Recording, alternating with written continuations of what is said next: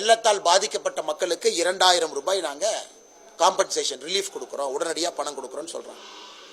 போன வருடம் உங்களுக்கு தெரியும், மிஜாங் புயல் வந்த பொழுது 6000 ரூபாய் ரேஷன் கார்டு கொடுக்கப்பட்டது. நகரமும் கிராமமும் ஒன்று தான், பாதிப்பு ஒரே பாதிப்பு தாங்க. கிராமத்தில் இன்னுமே அதிகமான பாதிப்பு இருக்குது. அப்படி இருக்கும் பொழுது எப்படி 2 விதமான புயல் கிட்டத்தட்ட ஒரே மாதிரி ரெயின்ஃபாலை போட்டிருக்கு. சென்னைக்கு 300 mm வந்துச்சு, இங்கே 500 mm வரைக்கும் வந்திருக்கு, 50 சென்டிமீட்டர் வந்திருக்கு. அப்படி இருக்கும் பொழுது 2000 ஒரு ரேஷன் கார்டுக்கும் 6000 ஒரு ரேஷன் கார்டுக்கும் எப்படி அது நியாயம்?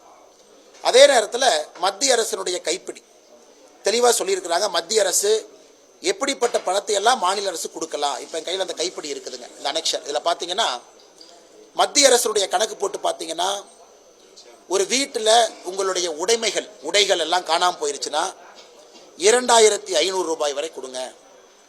பாத்திரம் அடிச்சுட்டு போயிருச்சு, வீட்டு சாமான் அடிச்சுட்டு போயிருச்சு, 2500 கொடுங்க.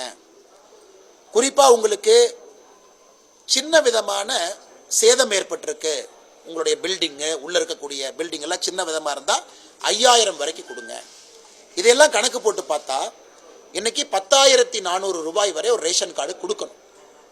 ஆனால் போன ஆண்டே நாங்கள் சொன்னோம் 10400 ரூபாய் வரை ரேஷன் கார்டுக்கு நீங்கள் கொடுக்கணும். அது ரெண்டாக பிரிங்க. ஒரு குரூப்புக்கு 5000 கொடுங்க. எங்கேயெல்லாம் வெள்ளம் வந்து உடைமைகள் குறிப்பாக நம்முடைய மளிகை பொருட்கள்லாம் சேதமடைஞ்சிருக்கோ அவங்களுக்கு 5400 போட்டு 10400 கொடுங்க. அதிலும் கூட கடந்த ஆண்டும் குறைவாக கொடுத்தாங்க. இந்த ஆண்டு இன்னும் குறைவாக, குறிப்பாக 2000 ரூபாய் இந்த 3 மாவட்டத்தில் இருக்கக்கூடிய வெள்ளத்தால் பாதிப்படைந்த ரேஷன் கார்டுக்கு நாங்கள் கொடுப்போம் என்று சொல்வது எந்த காரணத்திலும் கூட ஏற்றுக்கொள்ள முடியாது. முதலமைச்சர் அவர்கள் கிராமப்புற பகுதிக்கு வரணும்,